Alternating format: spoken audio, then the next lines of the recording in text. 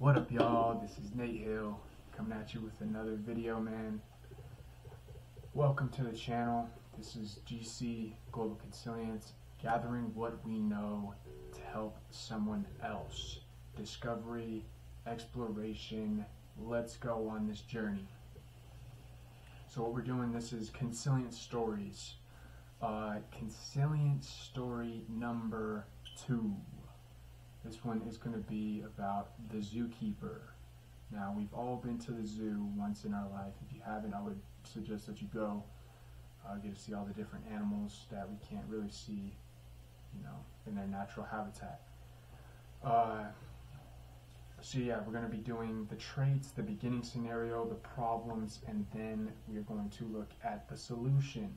Okay, we will break down the solution. So all the approaches that we can to solve the problem. That's what this whole thing is emphasized on. So yeah, zookeeper traits.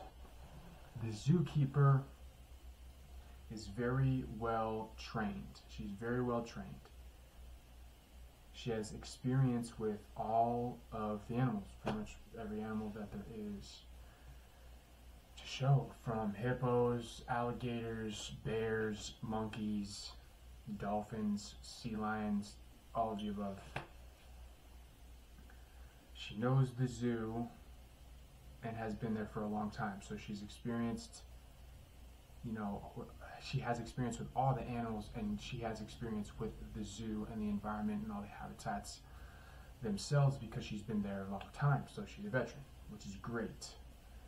Alright, beginning scenario. So once again, kind of the same thing. Routine checks around the zoo to make sure every animal is happy. Okay, we want the animals to be happy, so that way when the zoo goers come, they see that these animals are, walking around having a good time, and even being playful to get kind of like the most action out of the zoo experience. So that's a good thing. That's a good thing on her part. So some of the problems. So as she's walking along, she kind of sees, she goes from habitat to habitat, kind of checks to see what's kind of going on. So some of the issues, okay, it ain't even lunchtime yet, okay. The tigers are dirty and they need a bath. The turtles and monkeys haven't been fed, so in turn the monkeys are in turn starting a riot, which is scaring the zoo goers. Now, I don't know if you've been to the zoo and monkeys kind of start going on their craze.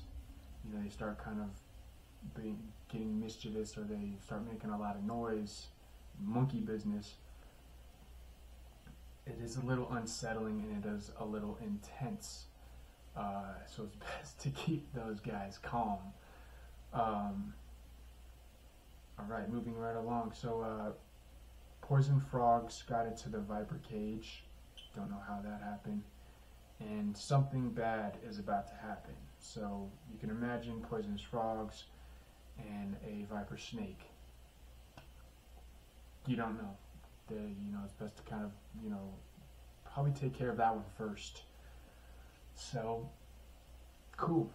So once again, we're kind of in the, in a predicament of what the problems are. So boom, gap. You give them the gap. All these different issues. Now you have addressed them. You know exactly what needs to be done. Now it's best to take steps towards solving or getting those issues resolved. Not necessarily as quickly as possible, but definitely have some urgency. Okay? Definitely take care of the poisonous frogs and the venomous viper one first, because that's definitely pretty bad. So yeah. So I would do, yeah. So yeah, speaking of that, probably go to the poisonous frogs, you probably get your gloves on. Now, I don't have any zoo experience, okay? But if I'm going to handle like what's going on with this is what I would do, because I personally, this is my approach. So I would definitely do the worst first, and then it gets easier along the day. poisonous frogs, I would definitely put my gloves on, grab the frogs, kind of put them back in their cage, probably feed the viper like a rat or a cricket or something, and kind of make sure that, you know, there's a distraction while I grab the frogs.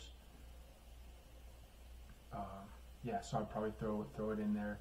The viper kind of gets distracted. Then I grab the frogs and I put them back in their designated area, habitat. Okay. Then I would feed the turtles, you know, either fruits or vegetables. Cut it up, saute it, boom. Put the turtles, feed the turtles. You know, every single turtle. I would give them. I'd probably chop up a bunch of like greens and a bunch of fruits and kind of give them here, little there, little there, little there. And then the monkeys, I don't even know what monkeys eat. I'd probably feed them, yeah, I'd probably feed them the same thing, fruits or vegetables, or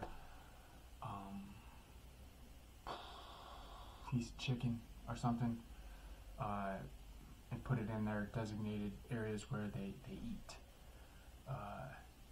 So that way they can come and eat, tell the zoogoers probably say, hey, they're eating, probably give them a few seconds, or put it in a way where people can watch them eat, kind of thing. So that way I can provide the best experience for the zoogoers. Then the tigers, the big cats, give them a bath. I probably would get some people to come and help me get the water ready, the soap ready, and all that kind of stuff, and kind of get them to wash up and clean up. Hose them down, and then kind of have that be that. So what I'm doing is my approach is to go one task at a time, or one animal at a time, or one situation at a time, and then kind of, you know, step furiously through that, because that's the best way to kind of be efficient and get the jobs done and solve the issues. Because yeah, you address them, you know what has to be done, and then you go along with those steps to apply what you've addressed and get it done, because you have to do. So yeah, another day at the zoo, crikey. But yeah, my name is Nate Hill, GC, Global Consilience, gathering what we know to help someone else. Another Consilient story number 2, Zookeeper. Thank you for listening, thank you for watching. Much love, much health, and much wealth. Signing off. Peace.